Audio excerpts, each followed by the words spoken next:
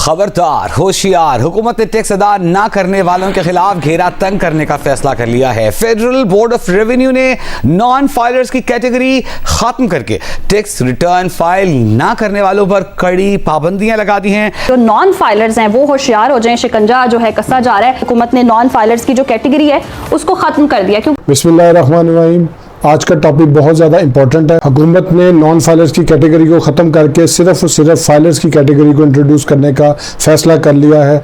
वज़ीर-ए-आज़म शहबाज शरीफ ने इस बात की मंजूरी जो है वो न्यूयॉर्क से दे दी है। FBR ऑफिशियल्स जो है वो एक ऑर्डिनेंस के लिए वर्किंग करेंगे। FBR ऑफिशियल्स ने कंसल्टेशन के बाद 5 सेक्टर्स में नॉन फाइलर्स को टारगेट करने का फैसला किया है। उसमें नंबर 1 पे ये है ट्रैवल बैन, यानी कि कोई भी नॉन फाइलर अब मुल्क से बाहर ट्रैवल नहीं कर सकता और उसको जो है वो एयरपोर्ट पे सफ़र करने से पहले रोक लिया जाएगा। अब ये किस तरीके से मुमकिन होगा वो मैं आगे आपको वीडियो में बताऊंगा। नंबर 2 के ऊपर किसी भी किस्म की प्रॉपर्टी के परचेज और सेल की जो इजाज़त है अब नॉन फाइलर्स को नहीं है। सिर्फ और सिर्फ फाइलर जो है वो प्रॉपर्टी जो है वो बेच सकेगा।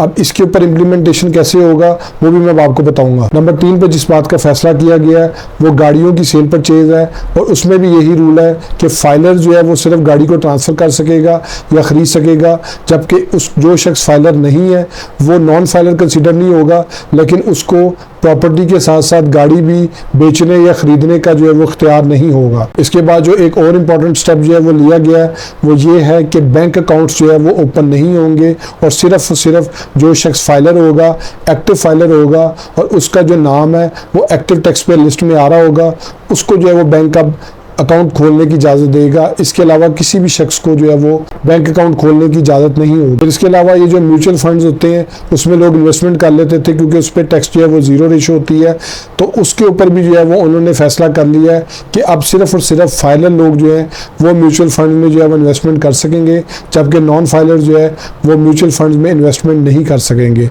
अब सवाल आ जाता है कि किस तरीके से जो है ये सारी चीज़ें इंप्लीमेंट होंगी, तो उसका जवाब है कि एक ऑर्डिनेंस जो है वो लाने का प्लान बनाया गया है हुकूमत की तरफ से और FBR ऑफिशियल्स ने कहा है जी एक ऑर्डिनेंस पेश किया जाएगा और उस ऑर्डिनेंस की जो है वो सदर मंजूरी देगा और उसके साथ ही जो है वो फौरी तौर पे जो है ये तमाम रिस्ट्रिक्शंस जो है वो इम्प्लीमेंट हो जाएंगी और मोस्ट प्रोबेबली ये अक्टूबर में जो है वो ऑर्डिनेंस को जो है वो लाया जाएगा, जब ये 30 सितंबर की जो टैक्स रिटर्न्स का टाइम पीरियड है ये ख़त्म हो जाएगा।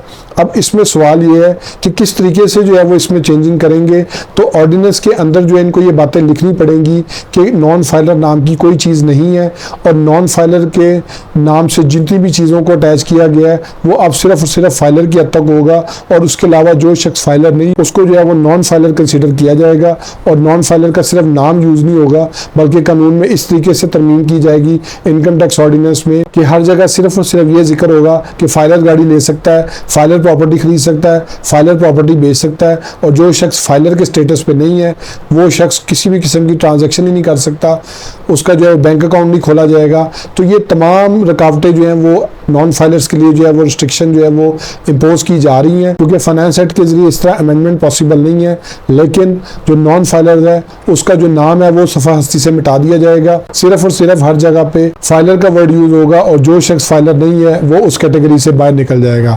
अब सवाल ये पैदा होता है कि क्या हुकूमत इन तमाम चीज़ों को इम्प्लीमेंट कर पाएगी, तो इसका जवाब है कि इसमें बहुत ज़्यादा मुश्किलात हैं क्योंकि जिस शख्स को जो है वो अकाउंट ओपन करवाना है वो ज़रूरी नहीं कि वो फाइलर की कैटेगरी में आता हो। माइनर्स अकाउंट, नाबालगों के अकाउंट ओपन होते हैं, नाबालगों के नाम पे प्रॉपर्टी जो है वो ट्रांसफ़र की जाती है और करने वाला जो है वो बाप हो सकता है, दादा हो सकता है, वो कोई भी हो सकता है। लेकिन अब इन चीज़ों को इम्प्लीमेंट करने के लिए जो है वो FBR ने कोई ना कोई लाएअमल बनाया है जिसको ऑर्डिनेंस के जरिए जो है वो मंजूर कराया जाएगा और उसके बाद जो है ये चीज़ें इम्प्लीमेंट हो जाएंगी। ट्रैवल बैन बहुत स्ट्रिक्ट होगा, फिर इसमें जो अकाउंट ओपनिंग है वो भी बहुत स्ट्रिक्ट होगी क्योंकि गाड़ी लेना, प्रॉपर्टी लेना एक अलग चीज़ है, लेकिन अकाउंट जो है वो हर शख्स की ज़रूरत है।